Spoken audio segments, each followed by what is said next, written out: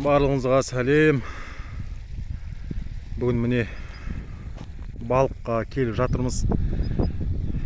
Ақтөбе облысы Мұғалжар ауданы Бұлақты ауылы, Радник деп танылған ауыл. Осы ауылдың табиғаты керемет. Өзіміздің ауыл, әркімнің өзінің ауылының табиғаты керемет қой негізі.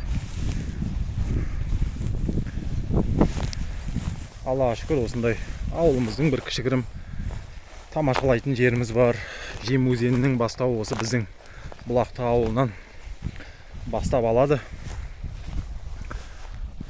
Мына жерде балық аулап жатыр жігіттеріміз.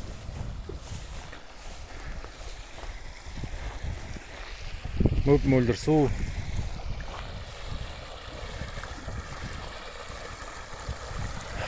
Мамыр айы.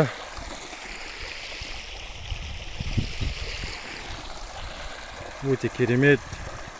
Ауылды сағынып жүрген, ауылдан жырақта жүрген, ауылдан ертеректе көшіп кеткен, жақында көшіп кеткен адамдарға арналады бұл видео. Себебі олардың сағынышы, ауылға деген сағынышы бөлек болады.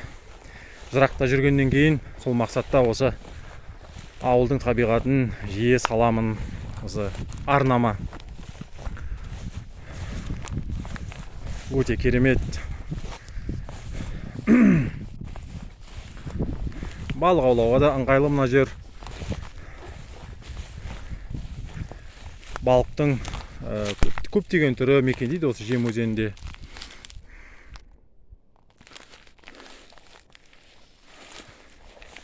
Жалпы ауылдың табиғаты осындай. Кейбіреулері мүмкін күлетін шығар енді.